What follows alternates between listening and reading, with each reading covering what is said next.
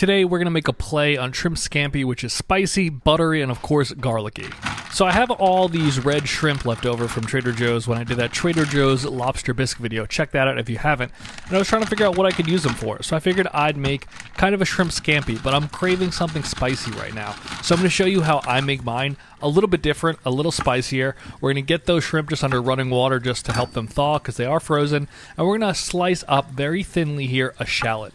Normally I would not put shallot into my shrimp scampi, but for this spicy dish, I do like the flavor that it adds. I'm not going to cut it into a fine dice, but you can see when you cut it kind of horizontally like that, it kind of breaks off into those nice thin strips, and that's exactly what we're looking for. We're going to do the exact same thing to the garlic here.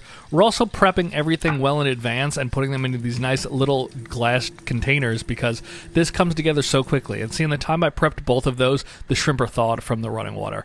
We're going to get a little parsley, and that's all you need for this dish. We got a little bit of lemon, and then I'm going to keep the spicy ingredient a secret for another minute or two.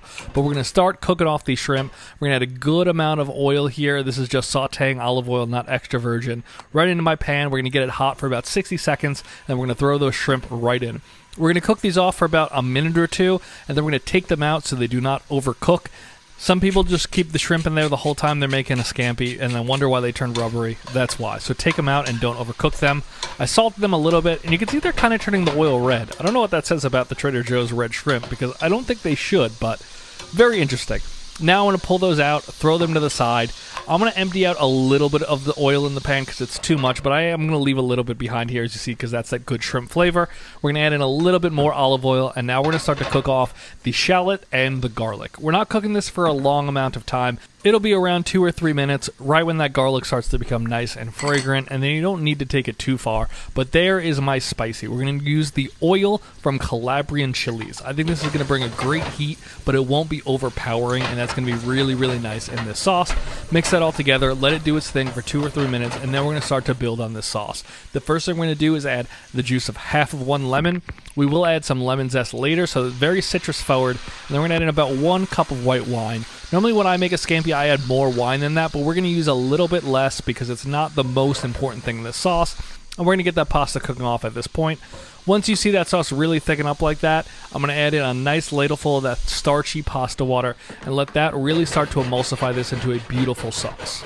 To wrap it up, we're going to now add 3 tablespoons of butter and we're going to mount that in. It's nice and cold. We're going to kill the heat so this doesn't separate and become too kind of weird and oily.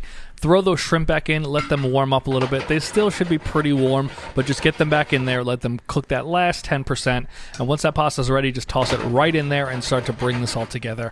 This is going to be kind of like every other pasta where we're going to mix in a little bit of pasta water to make sure that we're keeping it at the consistency that we want. We're going to add a good handful of parsley there as well, but you're really just trying to balance it out right now. I know some of you don't like cheese in your seafood, but trust me, a little bit of parm will go a long way in any scampi, but especially in this one, it'll help cut through some of the heat, and it just works really well with the butter and the garlic. But if you don't want to add cheese, totally fine.